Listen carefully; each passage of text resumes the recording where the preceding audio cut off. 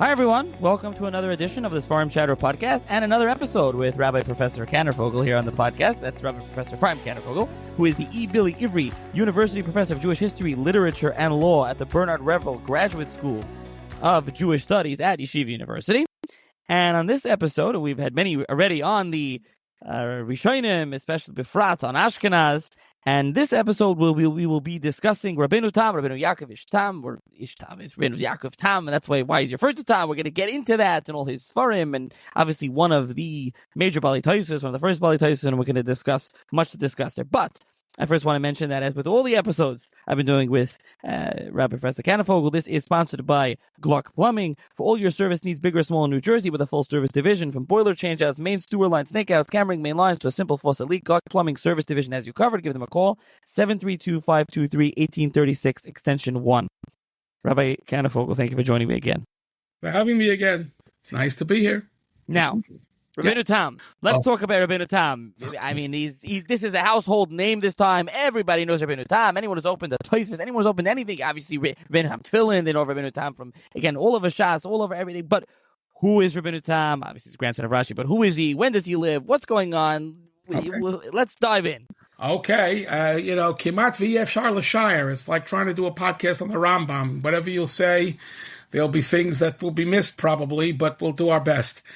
So, just to give the context of Rabeinu Tam within the Balei HaTosfos, he is the first, and I'll say carefully, the most creative of the three leading northern French Balei HaTosfos during the 12th century. Rabeinu Tam, we have for him both a year of birth and a year of P'tir L'Minyanim, 1100 to 1171. He is Rashi's grandson.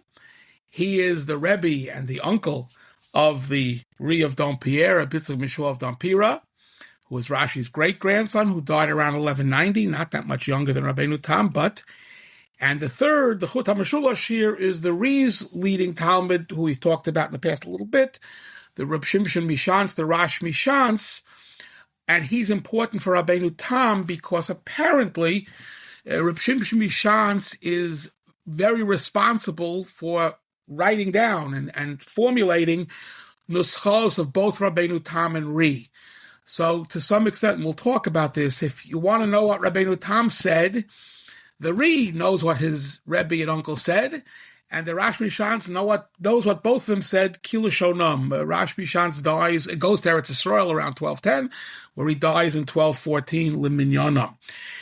Again, some suggest that Rabeinu Tam was not so much of a writer, he was a Magid Shir, he was a formulator, but Ri was a big writer, and again, that's how, I'm not sure if that's right, but what is clear is it does take time for Rabeinu Tam's Torah, sometime for the Torahs to get written down, aided by Ri and Rash Mishans.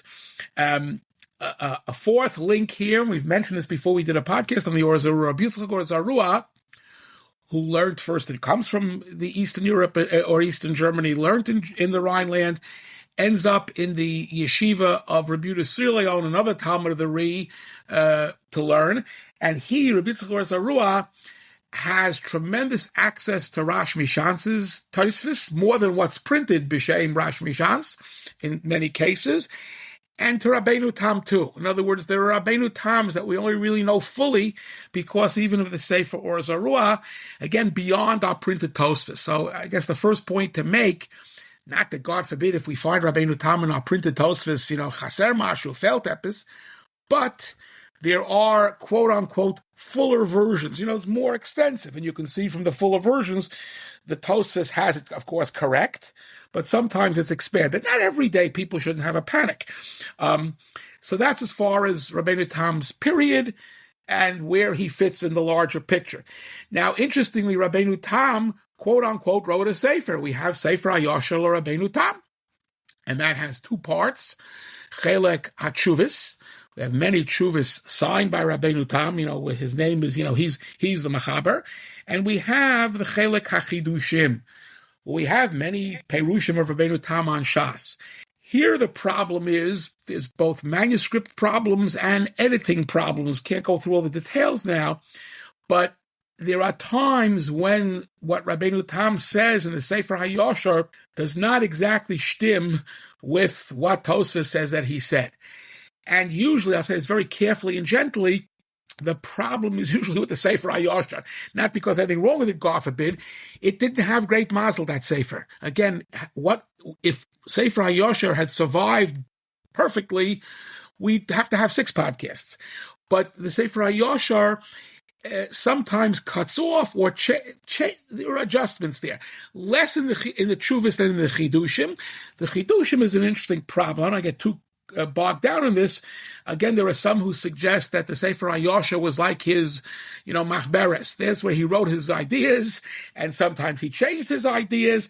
It's, again, just to say now, if you have Rabeinu Tam being quoted by the Ri, in Tosfos, in our Tosfos, or, in Tosfos, Rabeinu Tam Ri, being quoted by Rosh Mishans, it's clear that that's what Rabeinu Tam said.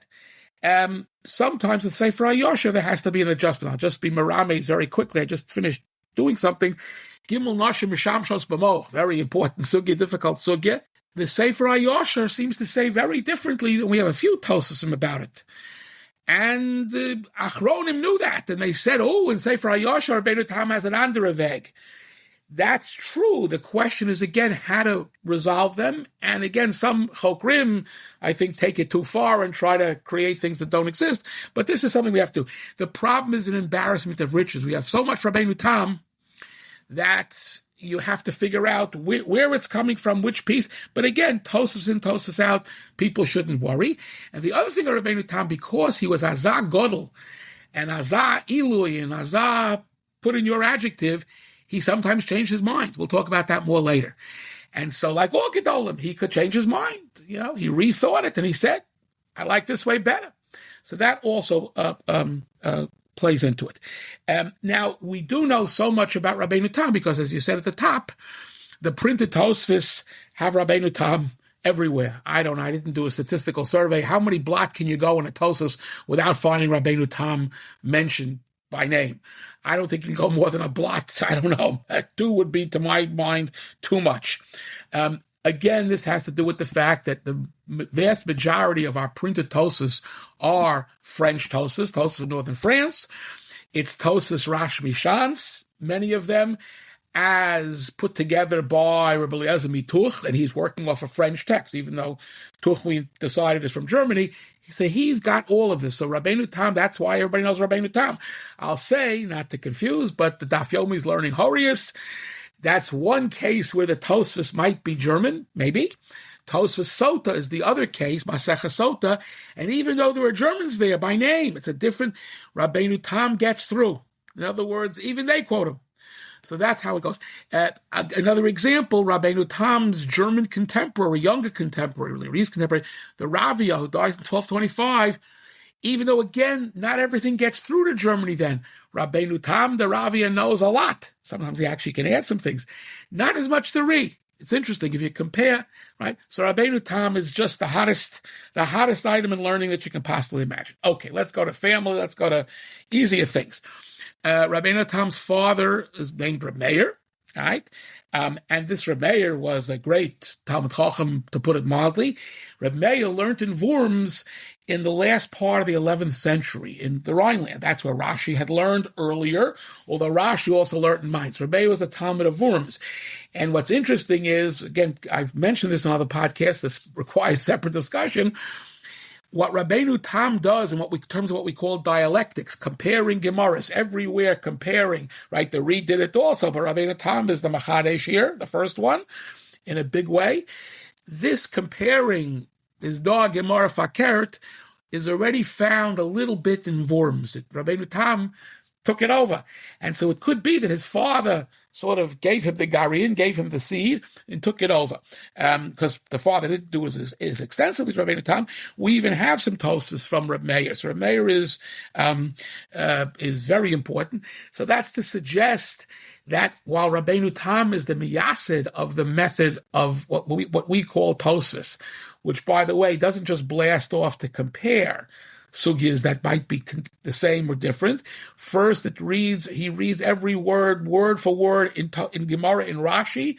Does this word make sense? Does that word make better sense? Why? How? And once he clarifies it, then the comparison. It's not exactly a Brias Yesh Me'ayin, if you're following me. He didn't invent it from the beginning, but he certainly made it important. Back to the family. I'm trying to vary for our listeners.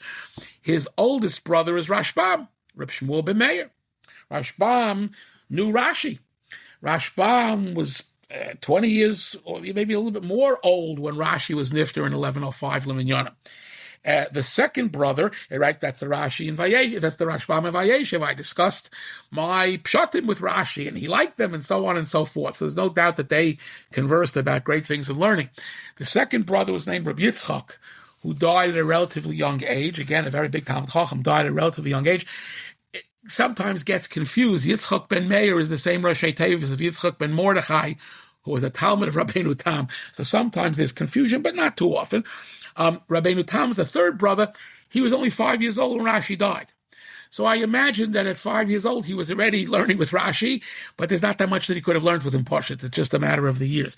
And actually, there's the father of Meir may have been Rabeinu Tam's main Rebbe. It's not Rashi. Couldn't be. I mean, I'm sure, right, the Rav at 5 years old was discussing with Reb Chaim and Reb Moshe Salovey, but, not so much. And the fourth son, Reb Shlomo, was named after the Zayda, right? And that's the youngest son of Reb Meir. Interestingly, and this will get us into something else, but Tam, this Reb Shlomo is called Avi Hadai Kanim, the head of all the Dikduk people. Although, just to point out before I go on, if you look at Chulin Kuf Tezayin and Rashi, there's a whole long Rashi. It's so long, you say Rashi talks so long. At the end, it says that it's from this Reb Shlomo. So, a Talmud Chacham too. But this Dikduk business, this was a family business, Dahainu, right? Rashi certainly was a very big baki in Dikduk. The Rashbam doesn't only use Dikduk a ton in his parish on Hal HaTorah and other places, but he wrote a Sefer Dikduk, the Rashbam. And this Avi Hadai Kanim, Reb Shlomo, was a master, and so did Rabeinu Tam. People don't always realize Rabeinu Tam wrote a Sefer Dikduk in his spare time, referred to as the Hachros, right, or the Chuvas, where he paskins, if you will, in Dikduk in favor of Menachem ibn Saruk over Dunash ibn Labrat, right, the two North African Spanish medaktikim of the 11th century. And Rabeinu Tam likes Menachem better. I think so did Rashi. And by the way, Rashi and Rashbam use both. Now, the reason they could all... So this was a family business. You couldn't sit at the table without having a Sefer and Dikduk over there, right? It's funny. Everybody is so worried about Dikduk Rashi, right? Skip the Dikduk Rashi. And then you see Rabeinu Tam is writing, and then it's actually there's a new... And there's a new edition of this. Yeah, there's a big, massive book. Very big book.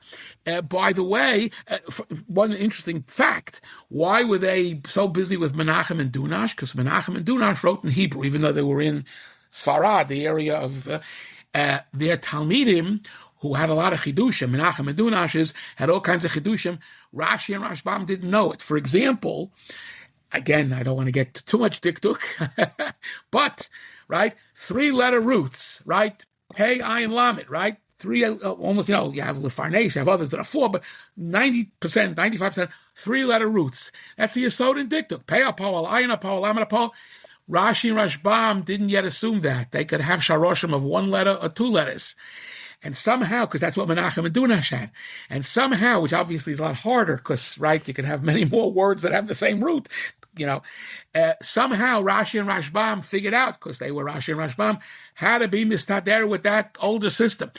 There's a claim, and I can't say that I verified it myself personally, but there's a claim that Rabeinu Tam has figured out, and he didn't have access to those works written in Arabic, that he figured out the 3-letter root already. But again, so he may have even been Macharish, but okay, we'll leave that alone. We also have a Perush to Mishlei, which I think is correctly attributed to Rabeinu Tam. I'm sorry, not Mishlei. Eov, pardon me. Right, Mishlei is a lot of fun, but Eov. And that was published by Ofek. Very good they have a very also, if you notice, as I'm sure you know already, that Ofek edition has also from Rashi's Beit Medrash, because they were learning Eov. Lama, why are they learning Eov and so much in Ashkenaz? That was what I'll call their work of Jewish thought, of Jewish philosophy. In other words, how do you come with the Tifa Shailas, all about Ba and Yisurim and Tzadikim and Rosh Hashanah time?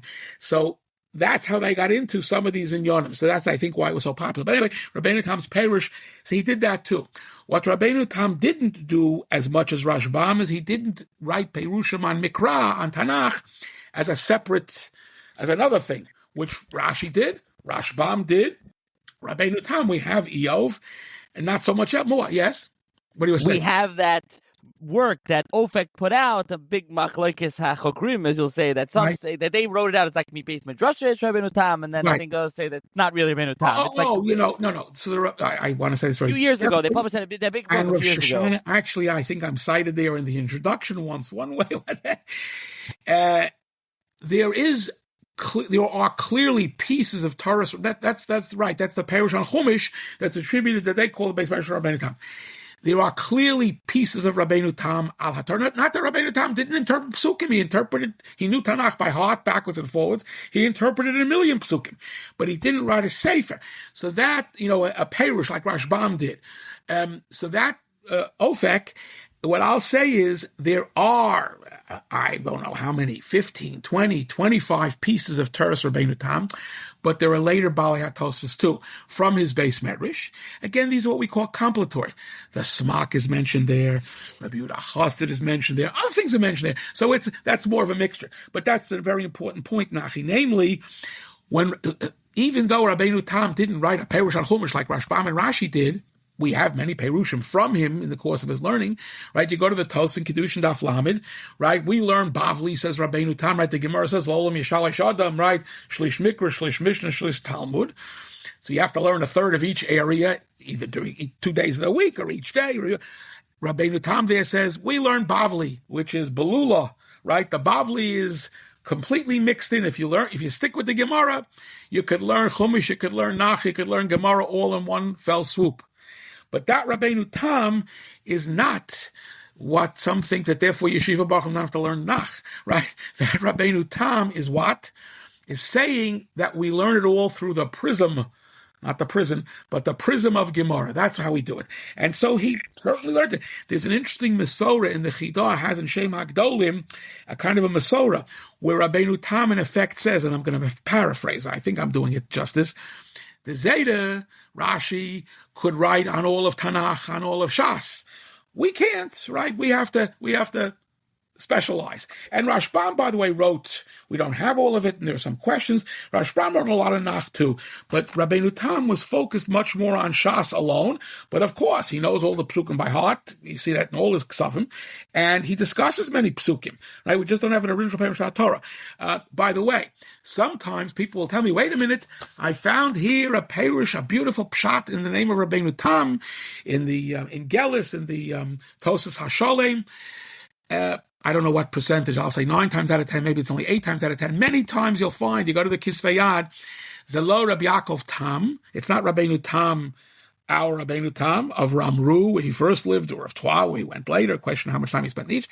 It's Rabbeinu Tam, Rabbi Yaakov of Orleans, for example, of Orleanish. It's his Talmidim. Several of Rabbeinu Tam's Talmidim were named Yaakov, and they were all called Rabbeinu Tam after the Rebbe. So you show me a Perush Lefi Pshat of Rabbeinu Tam al HaTorah, and I'll show you it's from one of his Talmidim. Not because he was against it, but he just didn't do that. Anyway, so there's Rabbeinu Tam of Korbei, Rabbi Yaakov of Korbei. In fact, there's even a business that Rabbi Yaakov of Marvej, Shutman Hashamayim, is called Rabbeinu Tam of Marvej. He's not even from northern France. Anyway, these things there's a Maril, there's a Radvaz, there's all kinds of business, but that's not for us right now. I should also add that both Rabbeinu Tam and Rashbam, both of them, knew in Yod Sod. We have Rabbeinu Tam talking a little bit po v'sham, but they both play it down. Rashbam plays it down in his Perush to Koheles. He plays it down in his Perush to the beginning of Bereshis. They knew it. They didn't go there so far. Again, Rashi knew in Yod Sod too. He has actually a few more references. But so for all that they did, that's how they limited themselves. Yes. So you talk about the confusion that some others refer to as Rabeinu Tam. Right. Where does he get this name from? Who gives him this moniker, and how does it stick? So that's a very interesting question. I know somebody who's named Yaakov, whose father called him Yaakov, and his middle name was Tom. So he's called Yaakov Tom to the Torah, Ben so-and-so. Here, it's a very interesting question. I don't think we know the answer, but again, because he was, the name Yaakov is not so present in the Gemara. I don't know if we know Amorai. Maybe there's one. I have to look and find one. I don't know to do a Geonim b'Shem Yaakov. Rabeinu Tam may be one of the first Yaakovs of the Rishonim, of this whole business. And so his name, just simply, if the name fits, wear it. Now, again, who's the first one somebody wrote me recently, who's the first one to call Rashi? You got to go pretty late. You got to go probably, because, right, they either they call his parish in France the Kuntras, that means, it's our Unzera, right, it's our notebooks, or they call him in Germany Rabeinu Shlomo. You have to go a long time till you find Rashi with it. Same thing with Rashbam, right? There's a Tosas, Rav Shoshana published, this is completely off, that's not off the subject, but it's completely in the corner. Rav Shoshana published a Tosfos Hariva Talmido to Shabbos. Turns out it's Rabbi Yehuda Leon. There it refers to Rashbam, and he's a Talmud of the Rosh Hashanah, as Pirush Haramosi, Shmuel Haramosi. Not Rashbam. Right? So that's related to Tom. You see, he gives him a nickname. So these nicknames, by the way, Reb Shimshon Mishan to something called Rabeinu Hagibor sometimes. Rabeinu Hagibor, no joke. So these names, these names are around. Okay, good. We won't solve that now, but we can think about it more. Now, again, we talked about Rabbi Tom's method of dialectic, comparing sugyas and all of that.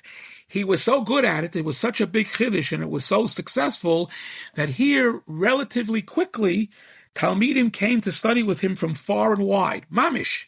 These are periods, we've talked about this. The yeshivas Baalei Tosfos are not big, relatively speaking. We're not talking about the Lakewood size or any other size. They're not 6 base members. There could be 10, 12, 15, 20, maybe what fits in the Rebbe's living room, kind of. Dining room, whatever you want to call it. And they slept somewhere else, whatever it is.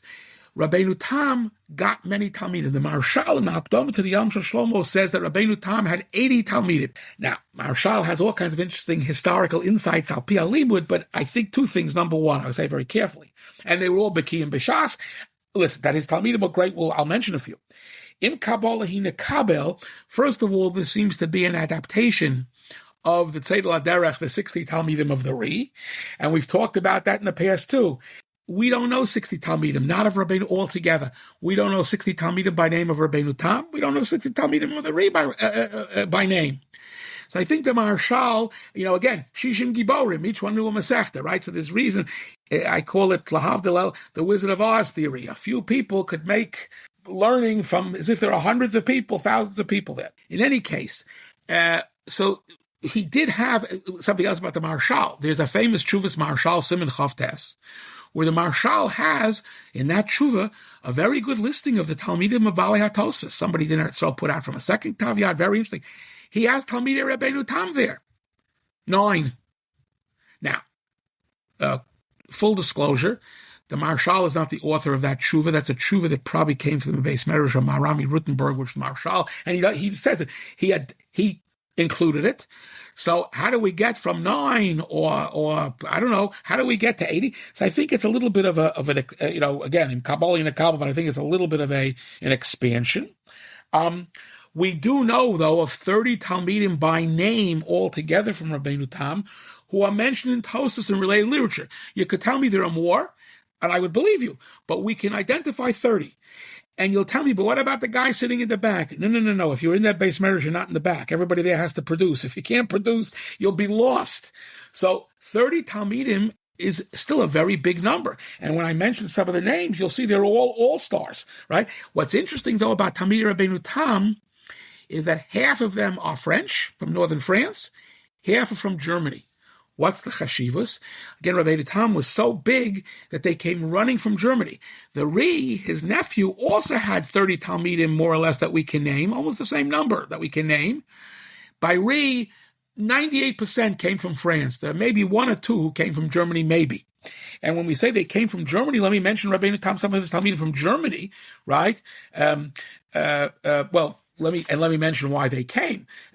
We have the Rivam, who I mentioned before, Rabbi Yitzchak ben Mordechai, who came from Bohemia and Regensburg and places like that. We have Rabbi Ephraim of Regensburg. Interesting, Rabbi Ephraim of Regensburg dies at 1175. He's only 4 years younger than Rabeinu Tam. And that's a very important thing to know. There's another element here. It's interesting. How did they find out about him? These Germans, Rivam, Rabbi Ephraim of Regensburg, and others, originally learned in Germany with somebody who preceded Rabeinu Tam in Tosfos. He's a German Balatosis, but he died perhaps at a young age or not so old. We've talked about him before. Yitzchak ben Asher Halevi of Spira, the Riva of Spira, who died around 1132, 1133. Right? There are claims he learned with Rashi, no proof of that. There are claims he met Rabeinu Tam, no proof of that. Or Rabeinu Tam came there, no proof of that.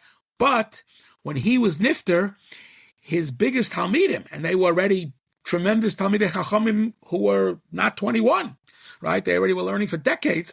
They went running to Rabeinu Tam. That's the Rivam. That's the Rabbi Ephraim of Regensburg, right? The Rabbi Ephraim of Regensburg and Rabeinu Tam argued very, very hotly. They argued when he went back to Germany. He says once Rabeinu Ephraim, he was so upset with something Rabeinu Tam told him, he had pulled out hairs from his beard and put it in the envelope with the letters. He was so upgehitzt, meaning in Mechamta Shel Torah.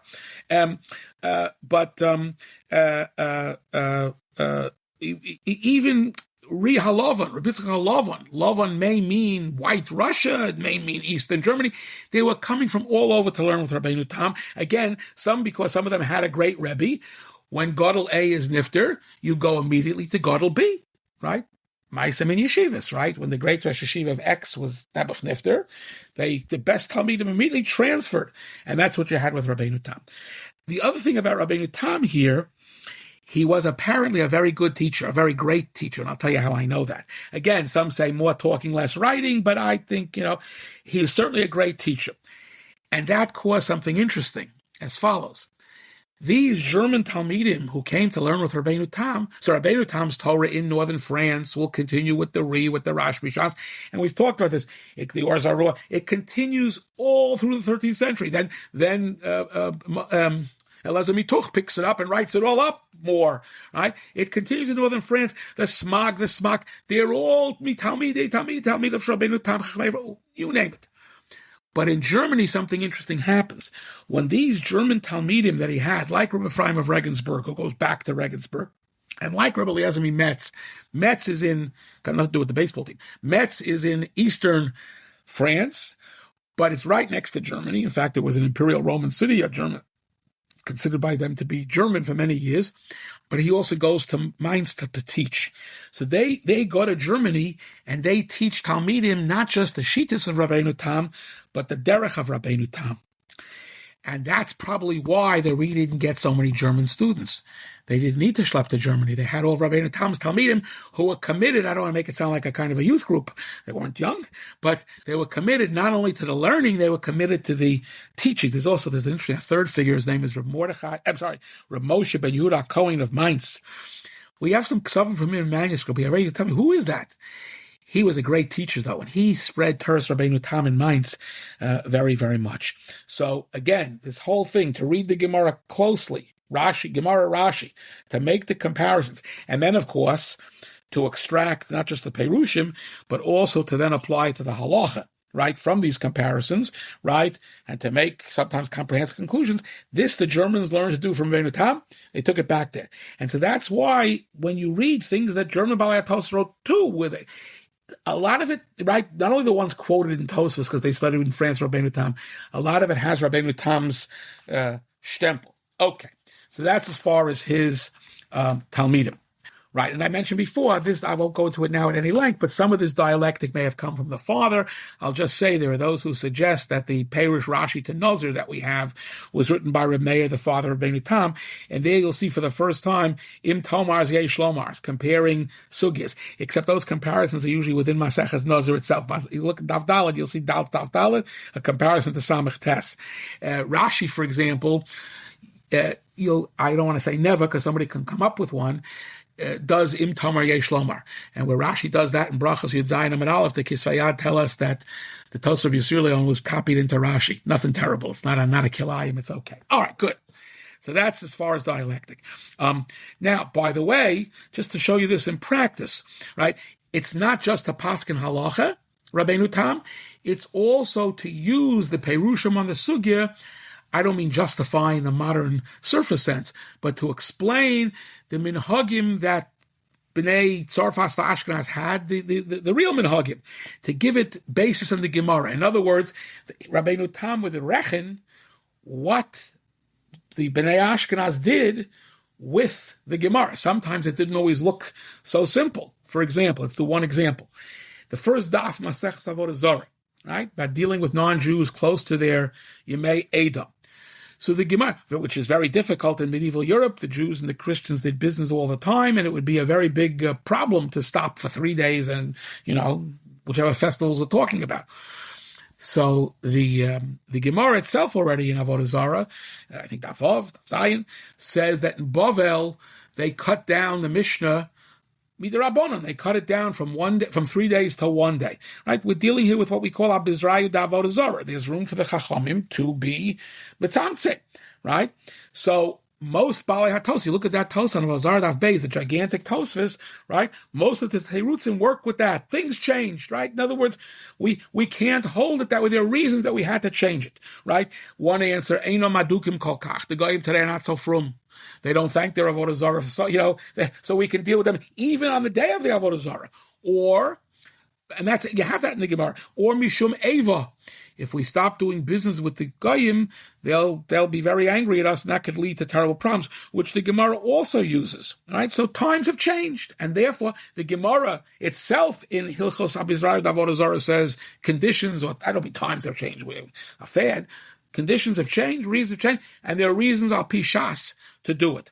By the way, in Tosfos, in that Tos Avodah Zarah, the only name mentioned by name is Rabeinu Tam. If you look in the Or Zarua, you'll see all these terutzim that I just mentioned are in the name of the Rashbam. It was really, and we have a parish of Rashbam, the beginning of Avodah Zarah, some of it's been published, whatever. So again, use your Or Zarua. Rabeinu Tam famously relearned the whole story. He says, Rega, relearn the whole Mishnah. When the Mishnah says you can't do business with the Goyim too close to Yom Edom, it means business in commodities that they would use in their worship. They're not such tzaddikim. If it's in their worship, if they need it for their worship service, then they'll thank the Avodah Zarah, so to speak. If they whatever the problem according to the Gemara are with that, two different shitas in the Gemara. But if it's some kind of other thing that they don't thank their God for every deal they make, their gods. They only thank them if it's mamish la'inyan. That's a big chiddush. It's a gewaldige chiddush. And it justifies because they were doing business with the Goyim on their holidays. They had no choice, right? Okay. By the way, even Ad Kedei Kach, the Gemara says you can't lend them money because they'll spend the money on, they'll buy something for the festival. Rabeinu Tam adds, that's only if it's free money. But if it's beribis, they're not given such thanks. Why not? Because the ribis is, the low rate is 43 1/3%. The high rate is 86 2/3%. Nobody's given such tishbachas for hodos, right? The Gemara talks about ribis being a terrible master, right? He says, so don't give them any free money. Oh, you want to lend the money beribis? Lend away. So here's Rabeinu Tam, not just, I'm just saving the day, but justifying and explaining the Minig Ashkenaz al pi hashas. So it's comparing Shas to Minhagei Ashkenaz and a Rechening, right?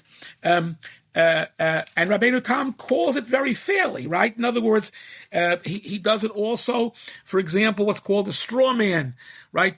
Jews can't lend each other money beribis. What about putting a Christian middleman in the middle, a straw man, somebody in between, where you can work it out? Rabeinu Tam said you could work it out pi halach. It's interesting. They rethought this was too big a kula, but Rabeinu Tam liked it. And he actually has a losh in the Or Zarua, quotes it, Loses michil ibnei bris.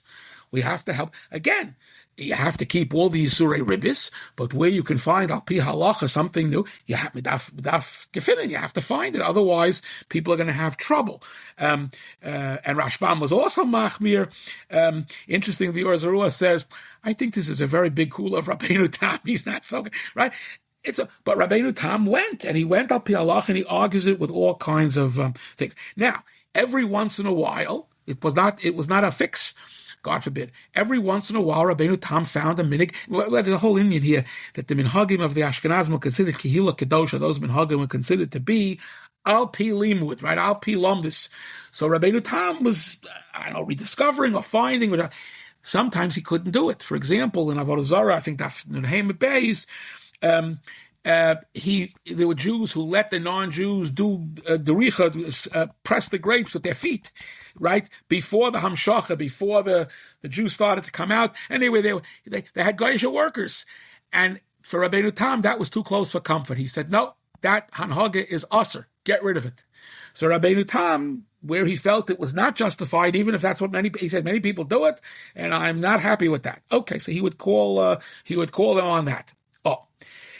This is all happening, by the way, during a period in which the Jews, it's after the First Crusade, it's not, Gan Eden Mikedem in medieval Europe, far from it in terms of what the Goyim are doing. We know that Rabbeinu Tam was impacted, for example, during the Second Crusade. Right, Second Crusade was in the late 1140s, and here Ephraim of Bonn was a very good historian of these tzaris and of the Chachamim, and he wrote in his Sefer Zechira that a Rabbeinu Tam was bopped in the head apparently during that Second Crusade, and came along what I call a white knight, came along a Goya knight, and he saved Rabbeinu Tam. Of course, he saved Rabbeinu Tam because Rabbeinu Tam promised him some good mashke, some good horses. He promised him, he promised him what he promised him. And he took him away, and he came out relatively unscathed. But you see, even from what we call takonos Rabbeinu Tam, which is another area, that Rabbeinu Tam made takonos in some very difficult areas. First of all, he involved Rashbam, he involved the Rabbanim of Germany. He tried to get many people. Not all takonos of his had as many people on it, but he tried to make it, Urul Chalabrius, all the Rabbanim. One of his strongest ones on Malshinus, right? Here's what happens if somebody's Malshin. Of course, there was a problem of people, God forbid, being Malshin.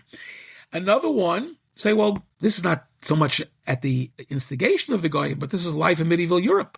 He made a takona that if the woman died in the first year of marriage, so the nedunya that she brought from her father in the first year goes back to the father.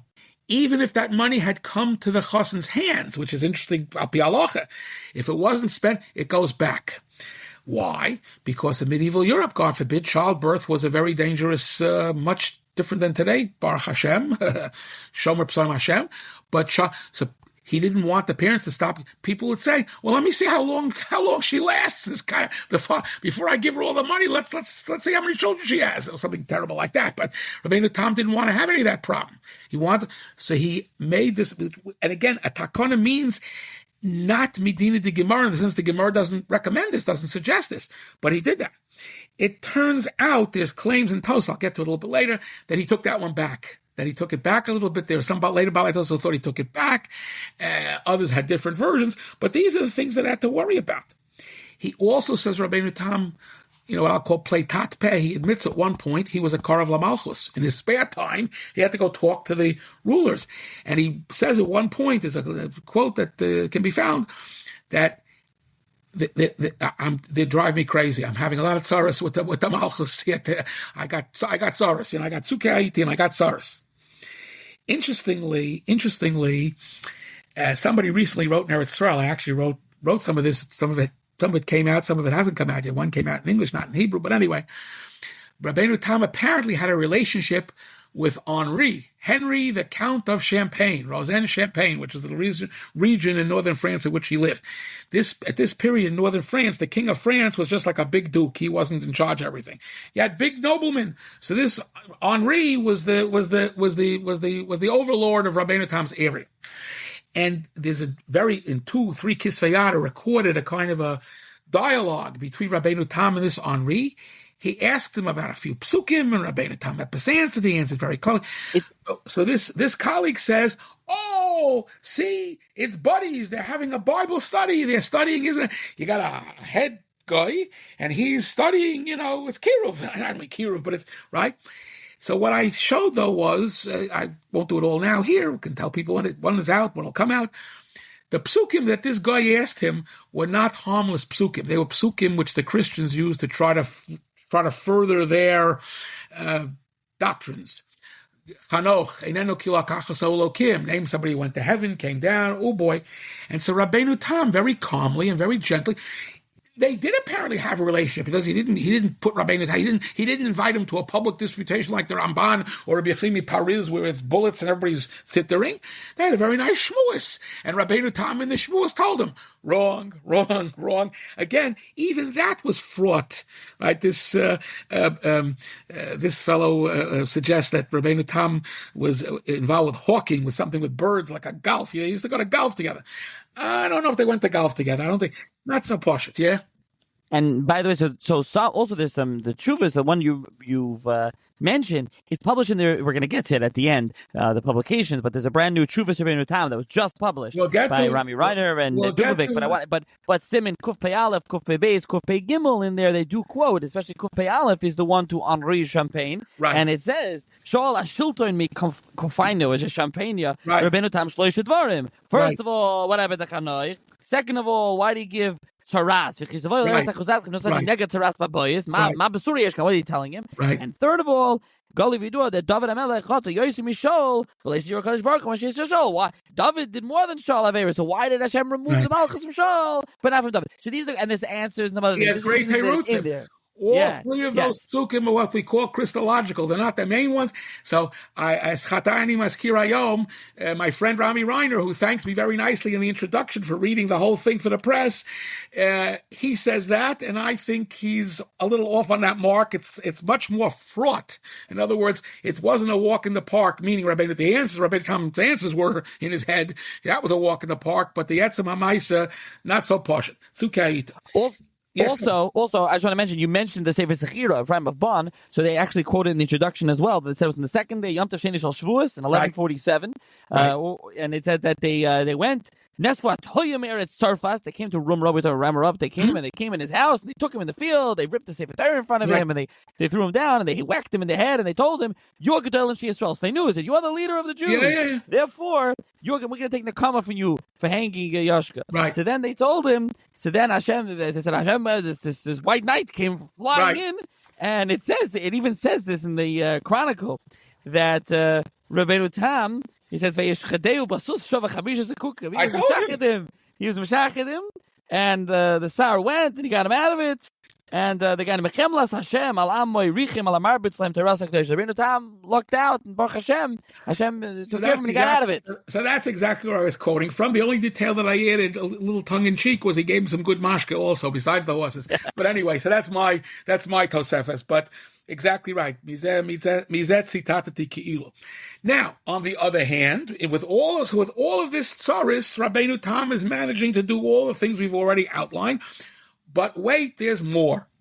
Rabbeinu Tam also was in charge of what I'll call a reshet, a network of Botei Din. There are Tosusim, Tosik Kedushin, Tosik other places, which talk about Rabbeinu Tam supervising Dayanim, training Dayanim. In other words, Gamizelo in Yachas Yado. And it's very fascinating. And there was a reshet. So Rabbeinu Tam, after the Second Crusade, there's a little machloket here also exactly when, how he may have decamped. He may have left Ramru, which is a little Winkel not far from Rashi, from Troyes, from that area. And he went back to Troyes, which was a bigger settlement. So today it's garnished, but it was bigger then. So he was in charge of that Bezdin. There was a Bezdin in Orleans, which was in charge the Rabbi Yosef Bechor Shor, his Talmud, Rabbi Yosef of Orleanish, his Talmud in Tosas. He was the head dayan in Orleans, and there was a third one in Sons, not yet the Rosh, but anyway, and Rabbeinu Tam, there's like a network, they communicated and so on and so forth. So in fact, it's fascinating. Many years ago, Professor Agus published Shuvas Balei Hatos, I think it's Siman Yud Aleph, a shaila, or a discussion between the Rabbi Yosef Bechor Shor, Rabbi Yosef of Orleans, and Rabbeinu Tam.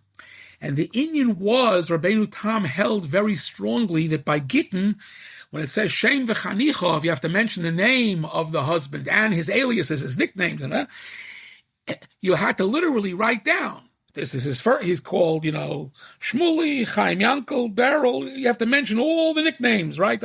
Just picking names out of a hat. Right. by name. And if not, the get is possible. And Rabbi Yosef answers, wait a second. First of all, there are places which just do. Shem v'chanichav, his name is, Ploni ben Ploni, v'chanichav, ditto, and any nicknames he may have. And they do that in Germany, and they do that in other places. And he said, Rebbe, you're going to be motzi laz al ha-gittin ha-rishonim. In other words, if you insist that all the chanichav, all the nicknames be mentioned, that's not what all the Rabbonim before you did, and it's going to create trouble. So Rabeinu Tam there has, Rabeinu Tam sharp as a pistol, sharp as a whip. He says, did you ever notice, he doesn't say the word minig, if you do minig lemafreya, if you spell minig backwards, right? Mem nun hey gimel. What does minig backwards spell? Gehenim. He says, minig ra is doch Gehenim. He says. So he says, don't tell me that was the minig. He says, and he basically says, and don't bother me, don't give me these ridiculous questions. Don't give me better halacha. He was a real dayan, and he did all these things. So he did that too. What else did Rabeinu Tam do in his spare time? He also wrote piyutim. Piyutim. Certainly more than Rashi. From Rashi, we have 7 or 8 slichas. We have big ones. Stay tuned for Erev Rosh Hashanah, B'Oleinu L'Tova, right? The Psicha there, and the Psicha. Rashi wrote, very important, if Rashi wrote a slicha, and he only wrote slichos again, if Rashi wrote that, we do it. Rashbam, his brother, who was very literary and wrote on all of Tanakh, we don't have one piyut that we know. Maybe we'll find one. Piyutim, we always say, we don't know now, we may find it tomorrow. It's not like Perush Man Shas, we don't know now, we'll find it tomorrow. We may not find it tomorrow. Piyutim, we'll find it. Rabeinu Tam wrote 25 piyutim of different types, and not just on Tzoros. He wrote for the Yomim Tovim, right? Yetziv Pisgam is Rabeinu Tam. There are some nuschos where they get the last line is Meshubush. They think it's Rabbi Yaakov Halevi. It's not Rabeinu Tam. It's Rabeinu Tam. It's all in a rhyme. And the reason they wrote, we've talked about this, I think, in the past, on Shvi Shel Pesach and Shavuos, because these are the biggest nisim of the Torah. So in France and Germany, in many places, they went back to doing the Targum on those days to stress the chshivas of those Kriyas HaTorah, the greatest nisim. So you had to have Roshuyos. You had a whole genre of piyutim, hakdomis to the Aramaic. That's Yetziv Pisgam, right? But besides that, Rabbeinu Tam wrote piyutim for a number of chagim. He wrote Ma'arivim for the night of the Yom Tif. That was done before him by Rabbi Tova Elam. In other words, very creative. And I'll just add on a technical level, these are what we call shirim shkulim, metered. In other words, the piyut writers say, ooh, that's a very nice style. In other words, it rhymes. He was a poet and he did know it. In other words, it's in meter. There's a whole, there's a fellow, Myzelis, who published the Piyutei Rabeinu Tam, and you can take a look. I hope you're still with us. He published also the Piyutim of what do you call it now? Of the Rokeach, who wrote a million Piyutim, right? But if you look there, Rabeinu Tam's Piyutim are very, very fine. They're very, very exceptionally excellent. In fact, Ephraim of Regensburg, who's also a big part, we also have him out of Rosh Hashanah. The question was, did he get it from German Chachamim? We got that from his Rabbi Rabeinu Tam, these rhymed, metered shirim. Okay. Now, Rabbeinu. Now, we have the point to mention Ibn Ezra. You want to mention? Yeah, Ibn Ezra. That's what I was going to get to. Got to mention Ibn Ezra when it comes to here's the spot. Go. So we have what seems to be a correspondence. That's our question between Rabbeinu Tam and Ibn Ezra. Where basically Ibn Ezra gives him a yashakoyach, and he says, I'm going to paraphrase a little unfairly. Boy, for a Rosh Yeshiva, you really know how to write poetry, which from the Ibn Ezra is high praise. And Rabbeinu Tam writes back, no, it's not as good. You're the Baal Hashir. You're the Gadol. I'm just, Now, you have to be careful here. So you look in Tosfos. How often is Ibn Ezra quoted? I think once or twice, right? I think twice. And disagreed with. The parish has rejected the halacha. Now, just to complete the picture for the listeners, the Baalei HaTosfos liked Ibn Ezra's Perushim. They liked his Perushim. They didn't like his halacha or the diukim from his Perushim halacha. They didn't think it was for them, but they liked his Perushim.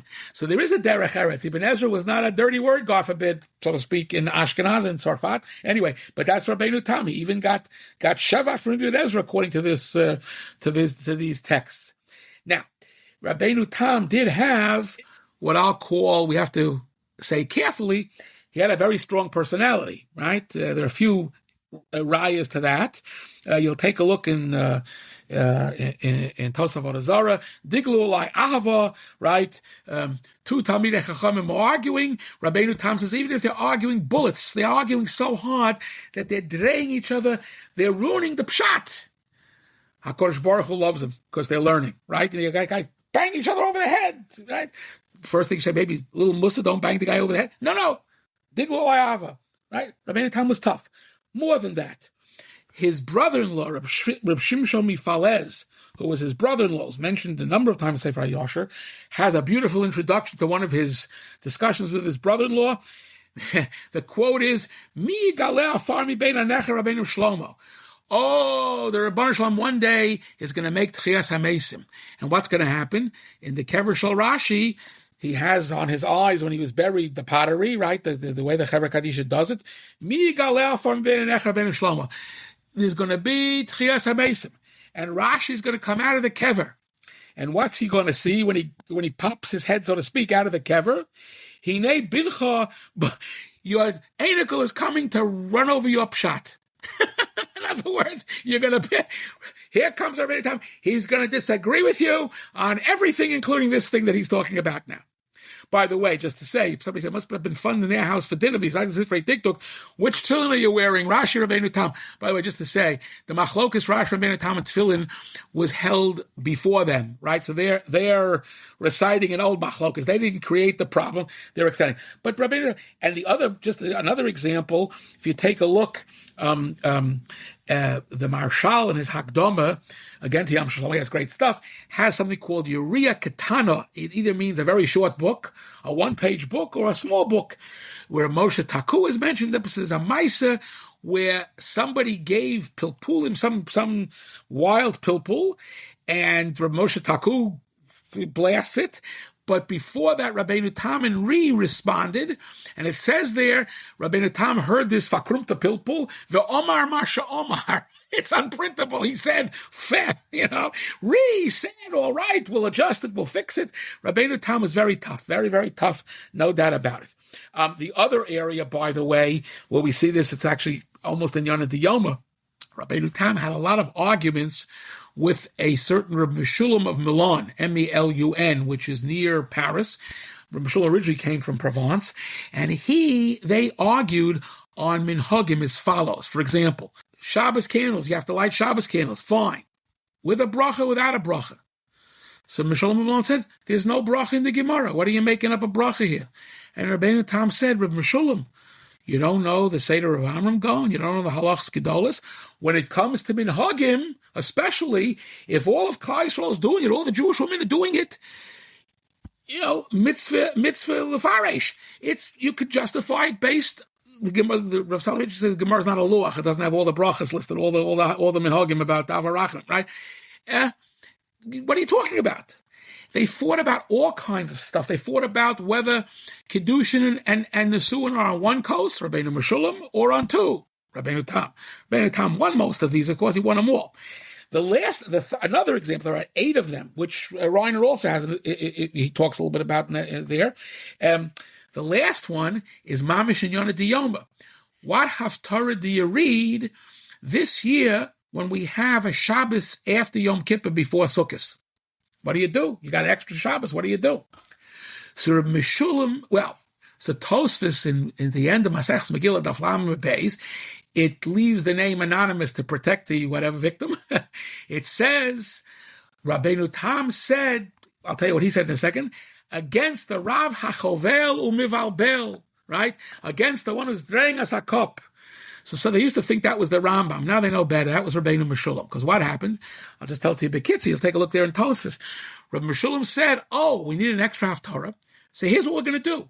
We're going to take the last of the Shevet Nechemta, right? We're going to take Sos Asish B'Hashem. We're going to throw that over to Erev Sukkos. Sos Asish B'Hashem in Yonah Diyoma. And then we're going to use, then we're okay. Then we're going to use, so what are we going to use for Nitzavim? We're going to use Dirshu, which is in Yonah Diyoma, good for Parshas Nitzavim. We're going to use Dirshu for Erev Rosh Hashanah. Shabbos Shuvah can be the regular Shuvah Yisrael, right? Okay. And Rabeinu Tam said, what are you talking about? You can't break up the Shevet Nechemta. It's a beferish, a psikta. Again, it's not a Gemara, it's a psikta. It says it explicitly. Three Puranusa before Tisha B'Av, 7 the Nechemta between Nachamu and Erev Rosh Hashanah, and Beis the Tiyuvta, Tshuva, or meaning inquiring of Hashem. We do every year, Dir Shubai Tzom Gedalia, then Shabbat Shuvah. So Rabbeinu Tam said, no, that's not the order. You can't, Asur Lecha, you can't take away that last Haftarah of Shevet Nechem. You can't break up the unit. So what do? So we do Erev Rosh Hashanah, we do, what do you call it now? We do Sos HaSis. Shabbat Shuvah, we promote Dir Shu. We'll do it twice. We'll do it on it. It's a pretty good Haftarah for Shabbat Shuvah, Dir Shu Hashem Behi Matzot. That's every Shuvah. And we'll move Shuva Yisrael, says Rabbeinu Tam, to Motzoi Yom Kippur to Erev Sukkot. How could it be? Shabbat Shuva, right? Yeah, it's very good. Because what's the second part? First of all, the Yomim Noraim are not over yet, right? What's the second part? And what's the second part of Shabbat Shuva? From Yoel, the Geshem. Oh, we have to daven on Sukkot to have tshuva, to do tshuva, to get Geshem, to get Hoshana Rabbah, Leil Achitu, right? So, by the way, we do neither of those. What do we do, right? But what was the machlokas? The machlokas was Rabbeinu Tam said, use the psikta. It's a beferish attack. You go against the psikta. What's this cutting up the Shevet Nechemta, right? And Rabbeinu Meshulm said, I think Gemara in Yuma says Shuva Yisrael is Donos Nasu Shkagos, right? The Gemara, we want to have Shabbat Shuva in its place. We of course don't do that. The Torah says, what do? We read Shevet Nechemta Parshas, the last one, Erev Rosh Hashanah. We read Shabbat Shuva in its place, and for the extra Shabbos, we read Shiras David. He's getting that from Minig of Mainz, and Mainz, that's what they used to do, Shira to Shira. But my point is, Rav Chovel, there's another word in Tosas there, Rav Chovel, something Umival Bel, by the way, a rhyme. It's his Talmidim. There's a Tosas Rabbi Yudasili, or Rabbeinu Tam didn't write that. And, again, other people think it's somebody else. I don't think they're right. I think it's Rabbeinu Mishal. Anyway, that's part of his fighting. But he fought the good fight, Rabbeinu Tam. He visoto. He knocked Rabbeinu Mishulam down in every case. Almost finally, and then Mr. Moderator doing a great job so far. You could ask whatever I left out, whatever you think I left out. He studies very carefully for these things. He tests me on this stuff. Anyway. I have a bunch of notes here written down ready for you, but go ahead. Good. B'simcha, b'kovin. One more nikuda. Rabbeinu Tam, we already talked about Rabbeinu Tam's reputation in Germany, right? Rabbeinu Tam was accepted almost immediately in Provence, in southern France. The Baal HaMor and the Ravid. The Baal HaMor loves Rabbeinu Tam. It's one of his favorites. The Ravid likes him too, but the Baal HaMor loves him so much. The Ravid says in one place, "You're Zonov Litzarfosim. You're becoming the tail end of the northern Frenchman. You're becoming a Baal HaTosfos. You're from Provence. Stick to the other way of learning it." But that's something like. Also, the Sefer HaIter by Rabbi Ben Abba Mori of Marseille, which is a gewaldige Rishon and a gewaldige Sefer, even in the new edition. It's still hard to use. On par with the Baal HaMor and Ravid, I might say. He wrote to Rabbeinu Tam. Rabbeinu Tam, when he was still alive, obviously, he wrote a sefer around 1179. Rabbeinu Tam had already died, but in his lifetime they knew him. Also interesting, the Sefer HaKabbalah, and they picked this stuff up, right? The Baal HaMor doesn't die that much after 1186, right? They used this stuff b'chayav, right? It made tremendous, and there's no, online. This stuff you can't order it up from Amazon, right? You have to get it and copy it and all this stuff. And they knew, let's get his Torah. We have to get his Torah. Also, in the Sefer HaKabbalah of Ibn Daud, which is not mysticism, it's the tradition that Ibn Daud wrote. He escaped. He was forced to leave, like the Ramos family was, southern Spain. He went to Toledo, to northern Spain, to Christian Spain, which is a better place to be at that time. So he wrote the whole Shalshelos Hadoros. So at the very end, he makes reference in his day. He's writing 1161, not to Rashi. He doesn't mention Rashi. He mentions Rabbeinu Tam, mentions Rabbi Yaakov. So and the Ramah in the Yad Ramah quotes Rabbeinu Shlomo. He quotes Rashi, right? Meir Abulafia Halevi, who dies in the 1230s, born 1165 around. He's writing also in Toledo. He mentions Perush Rabbeinu Shlomo. And the only other names that he mentions that Revolve Spire, the first Bralatos was German a little bit, and he mentions Rabbeinu Tam. So Rabbeinu Tam's, his fame and not just fame. His reputation for cause was so good that it spread very, very quickly. Actually, I have a little bit more, Mr. Chairman. Let me do a little more, and then, can I do a little more? You okay? Go ahead. Yes, go ahead. Okay. Again, one of the problems of Rabbeinu Tam was he was very smart, larger than life, almost a larger than life figure. There's a piece that the Or Zarua has in Hilchos Erev Shabbos where he's talking about a lamp, can you have a lamp hanging, can you touch it? And he has a hector Rabbeinu Tam, and the Rabbi Yitzchak Or Zarua says, Rabbeinu Tam was such a genius that he could be Mitar Sheretz. Literally. So I'm not taking this psak. He's so smart. Right? Too smart. But most of the time he just quotes him. Look at what Rabeinu Tam held on women making brachas on mitzvah seishas aman groma v'tzivan, all the yeshivish Torah. It's good Torah, right? Which is very interesting, even though they're not mechuyavos, which of course was completely against the Rambam, right? Rabeinu Tam argued that very strongly. Although I will say, interestingly, although Rabeinu Tam and the Rambam in their Derech Halimud were very, very different, and there are places where they argue, there are some interesting places where Rabeinu Tam and the Rambam Dafka are the same. Just an example that comes to mind, Perek Yud of Hilchos Talmud Torah, the Rambam says the Torah Lishma is a kiyum of Avas Hashem. So did Rabeinu Tam. They didn't know each other. So did Rabeinu Tam. That's a big Einfall. It's not just little Monalas Laslos. It's not like the Rosh says for itself. Anyway, so that's an interesting area of discussion. But as I mentioned before, Rabeinu Tam, because he was so smart, sometimes had to take his sucking back. But let me conclude, and then we'll take the questions. Let me conclude by saying the main job of Rabeinu Tam was to open up all parts of Shas for Iyun at the same time. It was all going around at the same time. Interestingly, our printed Tosfos sometimes don't give us the full breadth. They'll give us a psak of Rabeinu Tam, and they don't tell us what the Maisa was. So, for example, Tosin Gittin Daf Petesim Beis, he's talking about not paying attention to a rumor that comes out after a marriage that the woman was already married to somebody. There is rumors, they have to be checked by Bezdin, but after Nisuin, the Gemara says not to do it. And Rabeinu Tam is very strong on that. But from the different nuschos that we have in Tosas Harosh, which is based on Tosas Rosh Rishans, and from other places, I think, by the way, Mr. Chairman, he has that in the Shut Rabeinu Tam as well.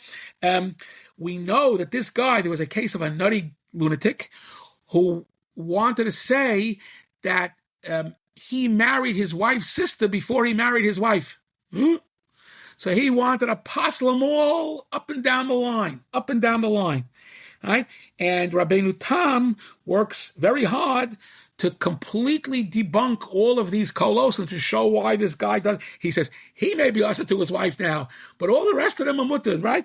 There was a whole case there that stands behind this Tosas that you can see in Tosas, how it sort of trickled down, but Tosas doesn't list the whole case, right? But again, even though the Aruch HaShulchan concludes that Rabeinu Tam gave such a big heter here, it's hard to rely on Bizman Hazek, because today some of these kolos, people can invent things. Aruch HaShulchan died, I think, in 1918, Leminyonim, right? We'd say 100% today, you can invent more shuas. My point here is, this was a case, you needed the Gadol Hador. This was some lunatic who wanted to parcel up the marriages of several families. Bivas Achas, a Drekam, I don't know, wacko. You have to call. Who would we have called? You call Rabbi Moshe Feinstein. Here you call Rabeinu Tam. Everybody said, goes right to Rabeinu Tam. So sometimes with all the learning that the Tosas has, his lumps we get, especially if right? And the Tosas, I don't want to suggest that Tosas aren't, God forbid, incomplete, but we know already there are parallel texts. They can always look to see more and so on. But Rabeinu Tam was the go-to. And he, because of his great ability and his great learning and all the great things that go into it, he knew al pi Gemara how to give, when to give a big kula, right, and how to give it, and you could rest assured you could rely on it. But again, he also was machshir the derech for limud, right, for psika, for dayanis, right, and again, as I said, even though he and the Rambam work very differently, you would almost say, you could think of who's the biggest Rishon. Say the Rambam, say Rabeinu Tam. They could be said in the same breath. And sometimes they actually agree on a number of interesting shittas. And for Rabeinu Tam's case, it's both in Ashkenaz, within France and Germany, and in other places as well. And this new edition of Tshuvas, and by the way, it's not the Tshuvas that are in the Sefer HaYashar Tshuvas. It's all new. right? Some of them I'm not sure if they're chuvas between you and me and the lamppost, but again, I read the book for the press. I gave it. He gave me a whole thumbs up, so I'm not gonna. He gave me a whole yashikoyachli. I'm not going to, God forbid, retreat. But we're going to learn even more from there. And clearly, he was the Gadol Hador in his day and Migdoli Hagdolim of his time. And again, the impact is Efshar L'Shar. Okay, questions from the learned chairman. Go. Okay, so we have to mention a list of the works. But before Yes. that, I want to ask you a couple of questions. I don't think we just quick hitters, if Right. you will. Right. First of all, Rabeinu Tam's Rebbe Muvok. I don't know if we mentioned. Is it the Rashbam? Who's his Rebbe Muvok? No, I Do we think it know? was his father. I think it was his father. He But the certainly Rashbam was also his Rebbe. right. Oh, sure. There's a famous, the Shiltei HaGibarim has that famous quote, which we don't have elsewhere, but again, stims with the personalities that that Rashbam used to walk with COVID Rush, as a big honor. And he was walking to his carriage, and Rabeinu Tam had the guy pull up the carriage with kilayim, with a horse and a mule or something else. No isser, no, unless the Jew gets hana from it, no isser. And as Rashbam is about to put his first foot on the first step, which would be the chalos ha'isser, again, according to the Shiltei HaGibarim, Rabeinu Tam said, right? How's the pasuk go? Al Yishalel, Al Titzadik Harbe. Look up. And Rashbam, looked up and basically said, Gerecht. Whoops. And he, near Ta. And they got back to two horses. So he certainly learned from Rashbam. But again, Rashbam, let's see, Rashbam died about, let's see. I'm trying to do the math. Rashbam, they were alive together. Rashbam was about 15 years older, 15 to 20 years older than Rabeinu Tam. So he certainly, I think his main Rebbe was his father. And he taught him the dialect. I think his main Rebbe was his father. But anyway, it's definitely a family affair. That's one thing pointing out. Another thing is what you just said is when Rashbam, maybe Rabeinu Tam is very, very young, a baby when Rashi's alive, and the Rashbam we know interacted with Rashi. Right. But Rabeinu Tam, when is Rabeinu Tam born and died? Do we know around? And Rashbam, I mentioned the top. I'll repeat. Repeat. He's born 1100 Leminyonam, and he dies 1171. That's how we know that he's 5. I mean, assuming those numbers are right, we have reason to think so. He was 5 years old when Rashi died. Yeah. So, okay, now where he lived. Yes. Rabeinu Tam, he traveled around, he moved a little. So his first area was a little derfel called Ramru, right? Ramru. And not in the Champagne area, not far from Troy is where Rashi had lived and where, Rashbam was a bigger traveler, I think. And he stayed there. The standard theory is he stayed there until the Second Crusade, I should say. So you're talking, as a little boy, Vervest, but he lived, as a person there. And after the Second Crusade, he decamped. He went back to Troy for security.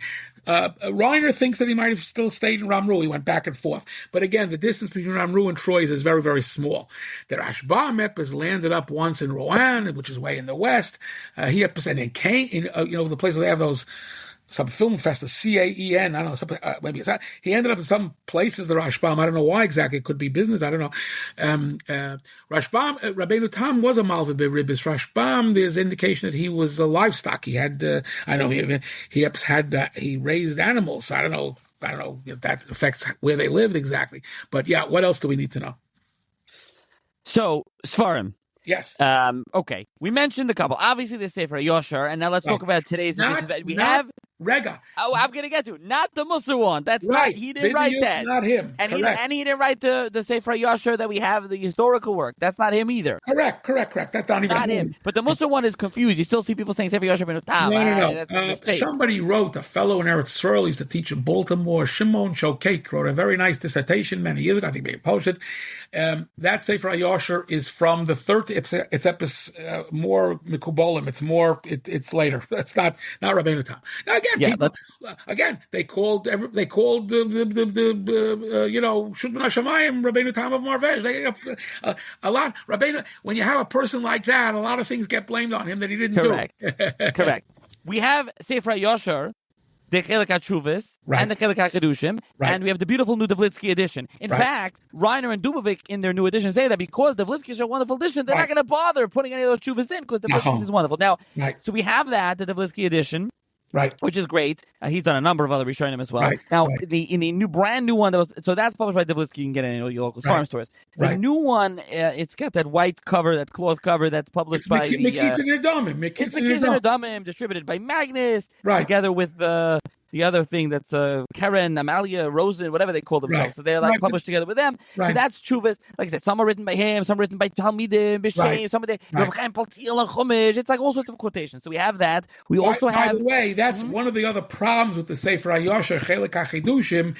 The Talmidim got into that too. Not again because they were learning B'tzah. That's part of the questionable nature of some aspects of the Chelik. Questionable. Listen, if it's Talmud Rabeinu Tam, it's pretty good also, but some of that got in there. Anyway, go ahead, continue. I'm sorry. Okay, we have the Chibur HaAchrois, as we mentioned. Rabeinu Tam, the Melchemes Haloshim Menachem and Sorach Dunash Ben Labrat. Now, this was, I said massive book because it was published by Bar Ilan University recently, and the guy wrote it, put his whole dissertation in the front, so you can get it's like two, you get the critical edition with the whole dissertation. His life working on that, So you have, and actually, Machperes Menachem was republished recently. That has nothing to do with this, but that's nice. Okay. A couple of years ago, a year ago. Okay, so that's that. We have that as well.